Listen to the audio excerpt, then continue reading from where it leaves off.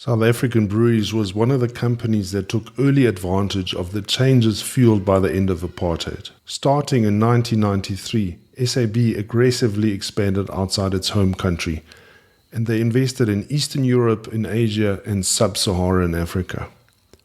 Management control was gained of breweries in Botswana, Swaziland, Lesotho, Zambia, Tanzania, Mozambique, Ghana, Kenya, Ethiopia, Zimbabwe, and Uganda during this period. All these brewers had one thing in common: they needed promotional and marketing material. And there to take advantage of this opportunity was our guest, Matthew Fitzsimons, who together with his brother founded Big Eye Branding to supply world-class branding material to this underserved market. My name is Holger Meyer, and this is Drinks World. Matthew Fitzsimons, welcome to the show. Thanks, Holger. Matthew, before we start talking about the business, tell us a little bit about your background, where you grew up and where you studied. Thanks for having me, Holger. Yes, so I grew up born and bred in Zululand. Went to school in the Midlands. I went to Maritzburg Varsity, and then headed overseas where I studied in Scotland, and then lived in a number of countries overseas and worked overseas. But there was always this yearning to come back to Africa and just work back in Africa. I'd lived for a while in Zambia and worked as a fishing guide, but that wasn't enough. I needed to come back and really get my teeth stuck into living and working in Africa. So probably at the age of 25 or so, I came back from overseas to live back here, and went back and started my career in Joburg.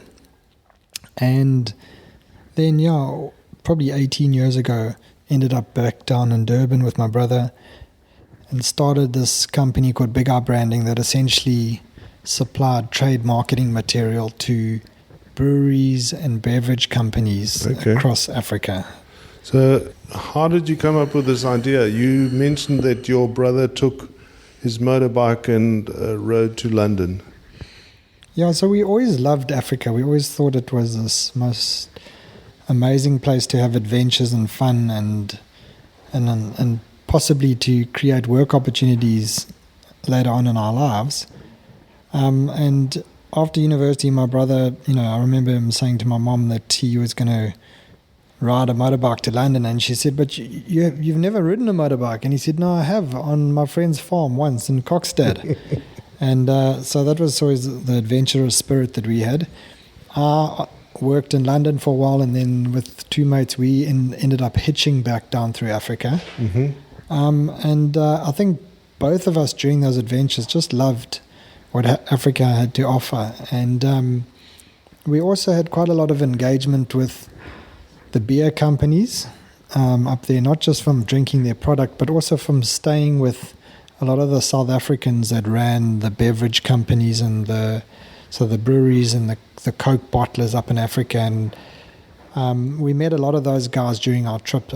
And it so happened that later on when we started our business, the Coca-Cola and the beverage or the brewery companies became pretty much our biggest customers in Africa. I've had quite a few guests on here who've done exactly that, either hitchhiked or cycled or driven through Africa. And I think, even for myself, it was always a big dream. As a student at Maritzburg Varsity, we obviously had a lot of guys from Zim and Zambia at Varsity and then Res with us.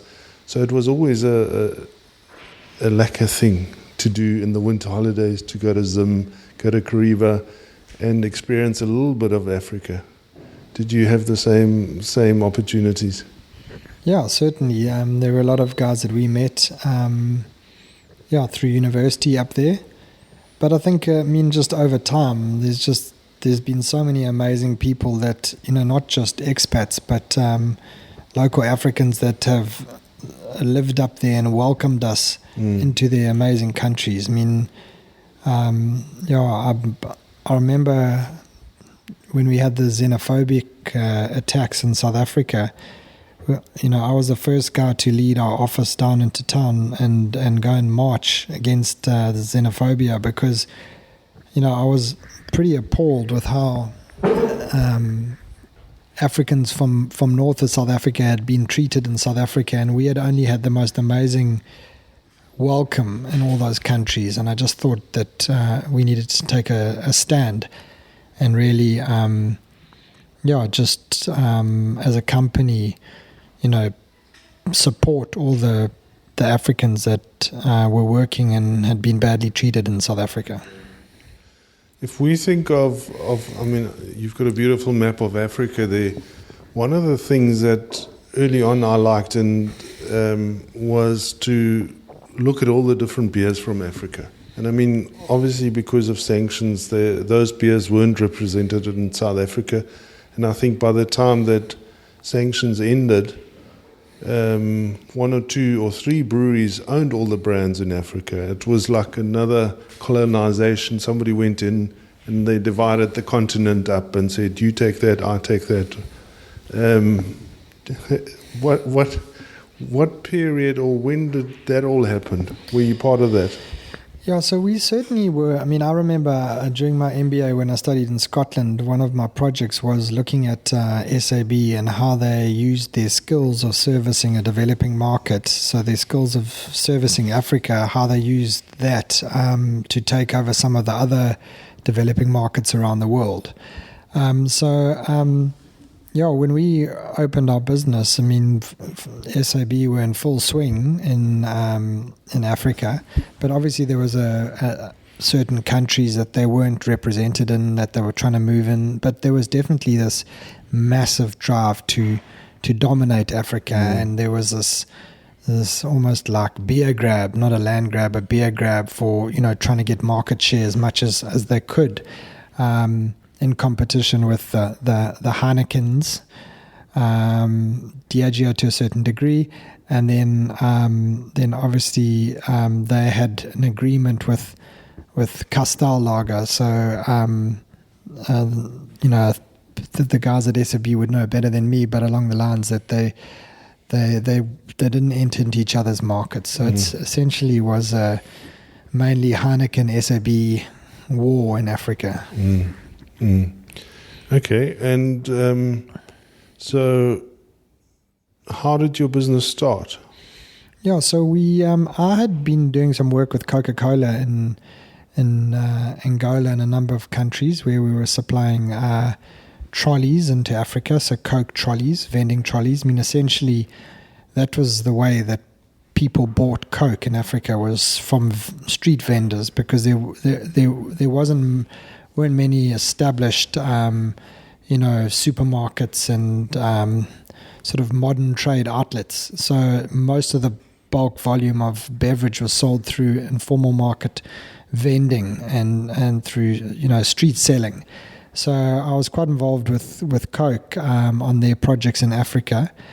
And then, just through that, met a lot of people, and then had an opportunity to look at, with a friend of ours who was manufacturing, a lot of textile products, gazebos, banners, and that type of thing, to take those products into Africa and look at, who else could require these products. And it essentially was the introduction of digital printed textiles in Africa. So where no longer were gazebos and banners screen printed, it was the introduction of photo image quality printed.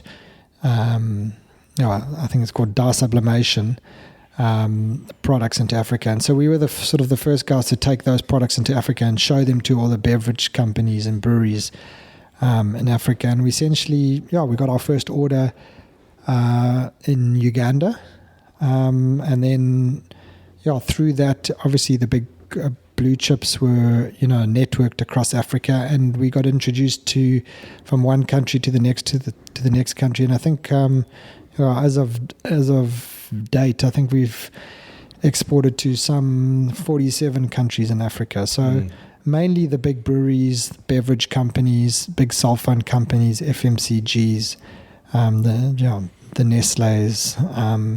So the big blue chips in Africa is essentially who buy our products. And from just doing textile-based products, so gazebos, banners, eventing equipment, we developed a number of other items that our customers would require. So we do a massive amount of clothing, branded clothing, promotional products. And we've got a glassware range. We do a lot of bar collateral, ice buckets, bar counter mats, trays, all that type of thing. So essentially anything that is required for activations, promotions, events, anything our rule of thumb is anything that requires a brand on it, essentially. And that's, I always say if it hasn't got a brand on, then it's more of a commodity item. I'd rather stay away from that. So any branded item into Africa, we'll take a stab at. So. Okay. And were you one of those guys at Varsity that was screen printing T-shirts and selling to the different drinking clubs? It's funny that you mentioned that. I think the first opportunity or our first income earning opportunity, my brother and I did the order for WOB, William O'Brien Residence, where we went to trendy T-shirts, and we said, listen, we think we can get this order. If we get the order from you, what will we get? And they said, no, well, you can have 10%. And then we went back to WOB, we negotiated, got the artwork, sent it back to trendy T-shirts, and got our first order. And I think we did a couple after that. But that essentially was our first job ever, was at Maritzburg Varsity first year, and we were quite proud of that. The other day I was in Belita and I saw a T-shirt, a guy walking with a T-shirt, and on the back of his T-shirt was Jaber's Bottle Store. Does that ring a bell to you? Yes, no, it does. I think he was the first guy to sort of give credit to drinking clubs in Maritzburg Varsity, and maybe in a way it was similar to what we did. We were sort of the first guys to give credit into Africa to a lot of these big breweries. A lot of guys, especially European suppliers, Chinese suppliers, essentially wanted the breweries they wanted the breweries to pay a deposit, and often they didn't really want to do that. They had the buying spending power not to. And so essentially what we did is we decided that we would take whatever orders we could get, and we phoned around. We asked, would anyone insure our debt? And the guys from Credit Guarantee and a few other companies said, yes, no, we'll insure that one, but not that one and not that one. And we're like, well, those the ones that we wanted cover on is, you've just taken out. And so what we decided pretty much like 18 years ago when we started the business was that we were going to self-insure ourselves. So whatever we would pay the credit guarantees, we put into a fund, and we built that fund up so that, knowing that we would give credit into Africa to the blue chips, because a PO from a big blue chip is worth a lot. And if it did go south, that we had a fund that we personally, could essentially cover ourselves and get ourselves through till the next order. So that's probably like Mr. Joubert. We were the same. Like we protected ourselves, but we gave credit into Africa. Yeah. Tell me a little bit about the early days and the spirit of traveling and meeting these guys, especially SAB. I mean, for me as selling the opposition, obviously SAB was, the enemy. But I was also, as a South African, I was very proud of the company and what they were doing in Africa and across the world. And the more I speak to guys, and I've been doing a lot of podcasts with brewers in Sri Lanka or all over the world, and these are all ex-SAB guys, and I can feel there's a spirit or a kindred spirit amongst these guys. Did you experience that? Yeah, I mean, it was just the most incredible company to service or be, to be part of. We certainly felt like we were part of their growth, and we were, as a partner, that we were part of the family. But it was just the most phenomenal spirit up there. We were welcomed into, all the guys that ran bottlers all over Africa. We were welcomed into their houses, stayed with them, knew their wives' names, kids' names, had many beers with most of them. And it was just the most phenomenal company. And I think that if you just speak to those guys now and you see, they're spread around the world, but they've just got this amazing connection, and you can just see it. And I just think that, you probably find that AB and InBev, probably didn't realize the power of that connected family spirit that was, existed in the SAB days. And phenomenal people and phenomenal talent and leaders that they had there that created the most fantastic success story for a South African company. I mean, it really was the most awesome story, and that's why during my MBA I loved using that case study. It was such a great story to share. Yeah, and I kind of regret that I was not part of that, rather part of a smaller bunch of brewers, and I didn't experience that community, which I guess there is a similar community within the craft fraternity, but this is just so much bigger and so much more relevant on an economic scale, I guess. Yeah, certainly, and that's definitely the case. Yeah. So I think the brewing community and the beer community is something special.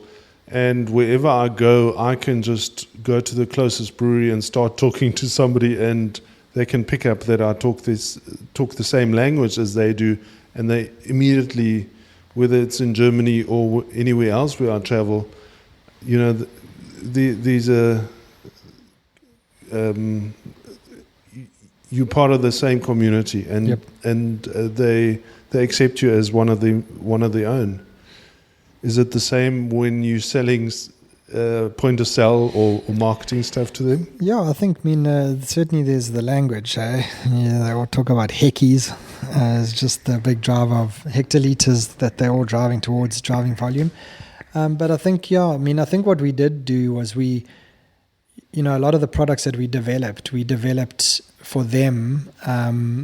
I describe ourselves as like a manufacturing agency, so not a creative agency, but a manufacturing. So we would come up with the ideas with them, and then we'd go away and make them. So whether it was activation equipment, gaming equipment for the breweries, creating fun games for Nigerian consumers to possibly get a bottle top and then put into a game, so that they'd want to buy that beer to just get the bottle the bottle cap just to play the game, all those type of things. And I think what we did was it certainly wasn't our ideas. We did come up with some, but it was working with them together and building ideas that essentially got rolled out into many countries and worked in many countries across Africa. So we did feel like we were part of it. I think we started working with SAB in Nigeria when they were 3% market share. I think they, went probably up to probably 30-40% now. I don't know what the latest is. But we felt like we were certainly on that growth journey with them, and it was an amazing time. Now that the lights have come back on, I can see even more of your office and the vibe that goes on here in your, I guess it's a creative studio or a creative business. I mean, that's what you are. Really, you got to be creative. Tell us a little bit about the vibe that you've been able to create, or that you've tried to create here. Yeah, essentially we've tried to create the best office to work in Durban. That's essentially what we've tried to do. I've read a lot of books on company culture, and based a lot on the American company culture, and we started implementing things that that probably were sort of cutting edge or leaders in the field in terms of making the best office to work in. With the understanding that, you spend so much time at work, why not just make it the most awesome place? and you would attract talent. Like, essentially what I do often when people come in for an interview, I bring them in and they sit in the foyer, and then I just leave them there for 10 minutes, just to feel the vibe, just to feel the energy. And it's so irregular that someone comes in for an interview, the 99% of the time they sit down and they go, this is the most awesome place to work. It just feels like it. And I was like, okay, thanks. Why do you say that? And it's a strategy, essentially. What, as much as I like working in a nice office, it's also a strategy to attract the best talent in Durban, because essentially what we want to do is we want to have the best, sales force, that we can have, that are, that are going into Africa and engaging with, blue chips and hopefully bringing us orders back that we can supply from South Africa up into Africa. So we want the best staff. Obviously, it's been tough over the last 2 or 3 years with COVID and the fact that there haven't been a lot of events in Africa. But I feel like we've come out of it stronger and better. I feel like we're like a Transkei dog now, you know what I mean? And we're lean and mean, and we're a bit hungry, and the kitchen door of the Cobb Hotel has been left open, and there's a leg of lamb on the kitchen counter. And now we're going to go and have a little feed, because it's been a rough 2 years or so, but I think the industry's bounced back. A lot of the beverage and breweries have had phenomenal results in Africa, and they see that this continent is where they want to be. And that's what is exciting for me. Is like, I believe that we couldn't be better in a better place. We've got a China above us. We've got 1 billion people on our doorstep, and South Africa has an opportunity of servicing that better than anyone else. I mean, as long as we can keep the power on and the factories rolling, which is critical. The Chinese are, they don't, service, travel into Africa. We don't see them, the suppliers traveling in, meeting customers and being able to connect with them. The Europeans are a little bit more nervous, but more expensive. And we fit really well in between that. We are Africans, we understand Africa, we like the adventure of travel, and we engage well with expats, we engage well with locals, I think we are certainly very well positioned to service this market, which is a massive growing market compared to what's happening in Europe and the rest of the world, where populations are dropping off, and Africa's not. It's on a trajectory second to none, and it's going to be where all the young people are going to be north of our borders. So they're going to need to eat and drink, and those companies that supply the food and the drinks need to market themselves, and we essentially we'd like to be supplier of choice to many of them. So that's pretty much the vision that we have. We've recently done a merger with a company from East Africa, and we've put our company together and his company together, and we now have a business under a holding company called the Inspire Group, which has got 10 offices in Africa, 50 staff, from multiple, different nationalities. I mean, essentially, it's the diversity which is really so exciting to me, as everyone working together from different areas. And a strong, import operation out of China, which our partner brings. We strong exporting out of South Africa, and then 10 local offices in Africa. So, our thinking is that we should be able to service any big blue chip in Africa if they want South African sourced marketing material, Chinese sourced, or buy from our local offices and pay in local currency. So that's the thought. Hopefully we can sort of lead our industry and what we and where we're operating. And are there central shows where all the marketing people get together, or is that a European thing? Not really. I think it's more European. We find our success comes from traveling into Africa. Knocking on doors.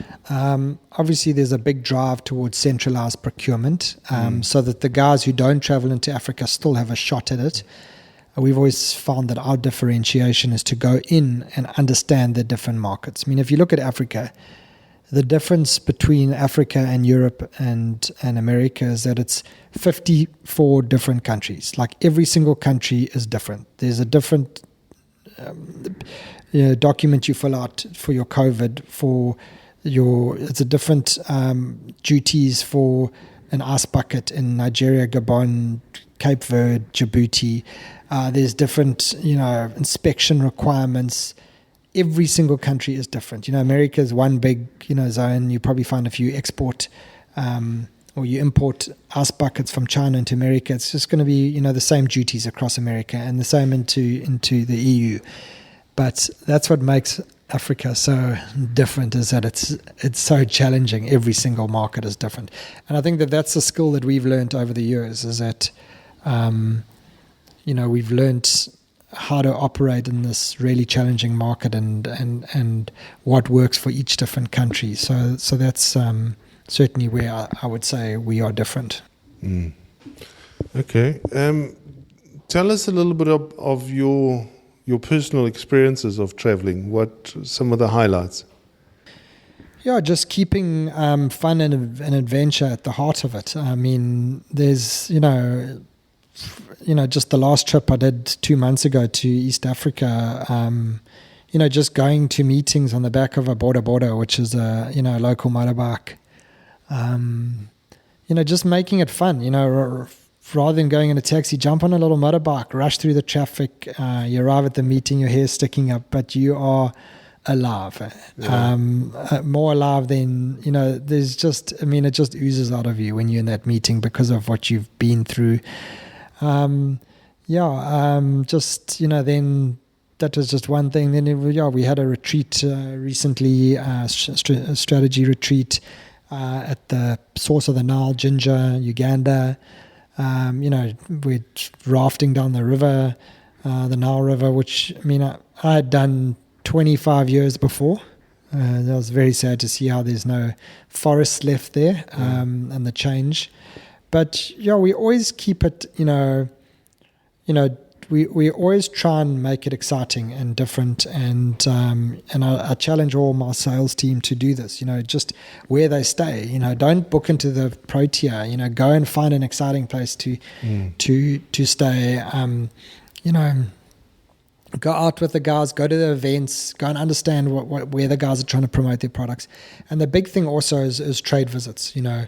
Walk the markets with the guys. I was in Angola the week before last. I spent a full day in the markets, walking through the open markets, essentially, stepping over puddles, past cows' heads and all that. But looking at, how do they sell Coke in those markets? How do they sell, beer in that market, and really understanding that. Because if you can sit with your customer the next day and say, well, I saw this is how they were selling your products in the modern trade or in the informal markets or in the cantinas, which is like the spaza shops,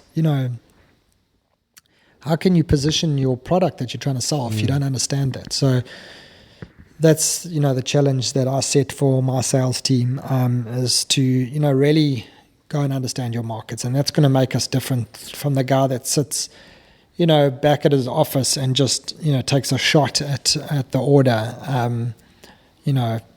Sometimes he does win it through centralized buying because he's the cheapest, but, let's try to, continue to differentiate ourselves through relationships and understanding of the local market. So that's what we've tried to do, and which I think we'll continue to do. Tell me the story of your cycling trip through Ghana. A couple of years ago, some of our mates went up with you and you organized the trip. What was that about? Yeah, so we had this mate, Ronnie, fat kid on a bike. I think a few people might have heard about him. But I mean, I remember Ron once coming to us and he said to my brother and I, he said, I'm thinking of walking up the Nile. And we're like, what? And he said, no, seriously, I'm going to walk. Do you know anyone in Sudan? And we said, yeah, we know some guys in Sudan. He said, I'm going to walk up the Nile. And then a few weeks later, he came back and he said, no, I've got a new idea. And we're like, what is it? He says, no, I'm going to ride a bicycle through every country in Africa. And we're like, what? Every country. And we're like, okay, cool. We've got, it's going to be pretty tough, but we've got contacts for you. And then I remember he showed us the map and the way he had worked it out, it actually looked achievable. I was like, suddenly thought, you can do that. And the old fat kid, Ronnie, he was a mate from Varsity, he headed off. He went on this most amazing adventure through Africa. And we said, we were his first sponsor. I think we gave him like 25K and I can't remember, I think it was that. We were his first sponsor, and we said, no, we believe in you, go for it. And then we said, but we also want to come ride with you. And I remember trying to look at, where would be quite an easy place to organize for a group of mates. Decided Ghana the timing was going to be quite good. We were dealing with Accra breweries there. Michal Ulumans was a South African guy there. And we arranged to get bikes through Macro, I think, and through a contact that we had, and I think we paid them in South Africa, and then they sorted us out with 12 mountain bikes outside. I mean, they were pretty basic mountain bikes, but we all hopped on these things, and we rode from Accra right up to Ivory Coast, so up that west coast past, just the most amazing coastline where all the the slave outposts are, with Ronnie, our mate from Varsity, who was riding all the way to the World Cup in London, and we just had a hell of a time. And the breweries, serviced us incredibly well with beer and with water. They just pulled up, alongside us, and there wasn't something that Maritzburg Varsity guys would turn down, and we just had the most phenomenal trip. And we got to the end and we donated our bikes to like an orphanage or to kids, and that's, to me, that's those are the type of trips that I enjoy, rather than going to a resort in Spain with everyone else and lying on a lounger.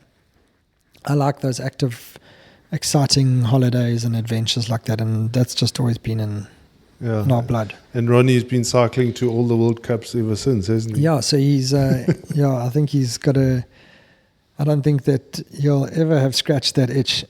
It's certainly in him, and he's onto his third trip now, and I don't know whether you're following his podcasts and stuff, but it's just the most awesome story.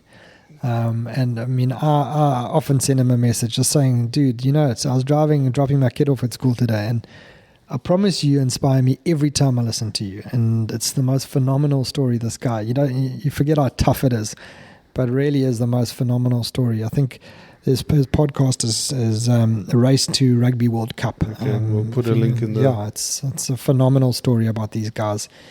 I think it's his third trip. He rode from Twickenham. He rode through all the countries in Africa to Twickenham.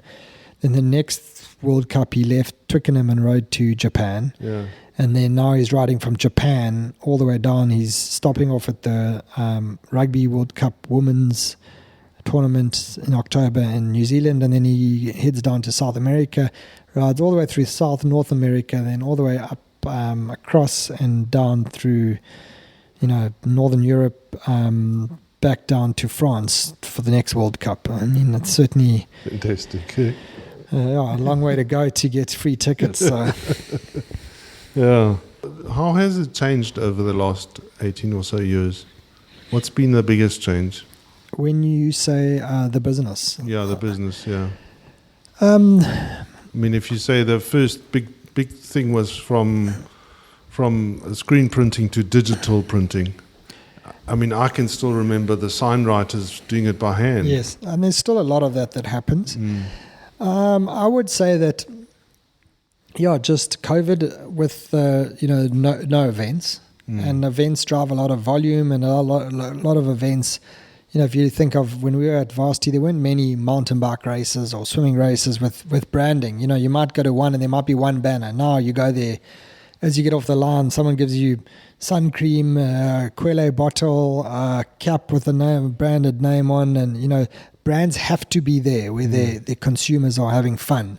They can't just expect the consumer to go and find their brand on the shelf. They have to be there when their consumer needs them. So I think that's a big thing is the takeoff of the brands again, or the events again in Africa. I'd say centralized buying has been a sort of probably a challenge for us, but as much as it's a challenge, it's also created opportunities. I think centralized buying always comes in cycles. Someone comes and says, this is the rule. You will only buy out of Mauritius, out of this office. And then 6 months later, I had this when I was in Angola last week, where guys say, I've had to wait for my stuff for a year going through the centralized buying office, and you guys deliver to me in 4 weeks. And I probably could get it cheaper from you if directly, and I know I can trust you, and I know you're going to deliver on time. So as much as that's been the change, it's also created opportunities, and I think it's just being patient with those cycles to know that we can respond to centralized buying also, but are relevant and you can add value, then you're not going to go away. So it's just holding your line, and I think that's what we've done pretty well. A lot of companies have gone out of business over COVID, but we're still here, and I think we've got an exciting future. So looking forward to that. Yeah, and I must add that every time when I come into your office, I just want to stay here and work here. So you certainly have created a vibe that visitors can pick up as you walk into the door. So well done. Yeah, well, thanks. That's obviously the strategy's working, but we also like having this environment. It's important for us. We all one of the things that we do is we all eat together every week, and I think it's just awesome. Someone's in charge of bringing a meal or making a meal, and I think that you eat together. There's something about eating together, staying together, and it's a critical part. It's something that I drive from a culture perspective. I was like, we're not going to miss one of these meals. This is such a small thing, but it's such a big thing, and it's part of my job is to drive culture as a CEO of Big R Branding, and I'm relentless with it. I don't give up on it, and I don't slack on it, because if you don't create culture, it will create itself. So if you don't drive the culture that you want in your office, there will be a culture, whatever the case is, and it may not be what you want. And I don't want that. I want to be, to control the culture that we have in this organization. And that when people come here and they don't fit in with the culture, then this is not the place for them. And then you're essentially attracting the right people, and that gives you, continuity going forward, and it creates an entity that is what you can be proud of, and that you want to work for. So, and that is obviously even stronger and bigger than one person, including myself. So that will continue on forever. So, yeah, okay. Is there anything we've skipped? No, I think I just said to you the other day that I think we've just had the most amazing journey in Africa with the breweries, and it's just been such incredible business to build on the back of the beverage and brewery companies in Africa, and also on the continent, that really has just allowed us to just have such an exciting journey in the 18 years that we've had this business. And we've had loads of fun, loads of challenges, but it hasn't been difficult to go to work every single day. And I think it's just been because of what this continent has to offer us. And we're looking forward to the next phase. And I can imagine it's going to still involve the breweries and beverage companies up there, but we looking at a lot more other customers. And if anyone's in Durban, you're welcome to pop into our office. And visit us and check our website out, Big Eye Branding. And Thank you, Matthew. That was very interesting, and I look forward to hearing some more stories. With pleasure. No, thanks for the time, and this is great to just share a bit of our story. What I'm always surprised about is that we've kind of worked. I mean, we went to the same varsity and worked in the same town, but yet I've never heard of you, and you worked, in the same kind of industry. And I must say, I wish I had met you guys 18 years ago. Yeah. No. Or the thing is that we were never. If you speak to people in South Africa, not many people know about Big Eye Branding in South Africa, because we never really focused on South Africa. Our focus was outside South Africa. But if you speak to any of the marketing guys, especially the beer guys in Africa, they'll all know about us, and they'll know about us, well. It's because that essentially was where we spent all our time. That was where we wanted to be, and we wanted to be successful. And we almost left South Africa alone. We have got a small business part of there's our other brand is called Promo Basket, and we have got a business in South Africa that is, it's got an online offering also, promobasket.co.za. And, essentially just, so often we get asked, you guys are the guys that supply all the venting equipment and all the clothing and all that to the breweries all over Africa. Can I have some golf shirts, or can I have gazebos or whatever? So, that company services the South African market, but it hasn't been a big focus of ours. But the reality, it also has a lot of potential. I mean, essentially, we can compete against anyone in South Africa in our line because of the volume we do into Africa. So, certainly, also if anyone's interested, check out promobasket.co.za.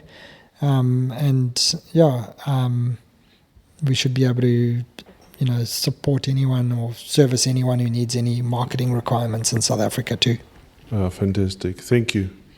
That was Matthew Fitzsimons from Big Eye Branding in Durban. My name is Holger Meyer, and this is Drinks World.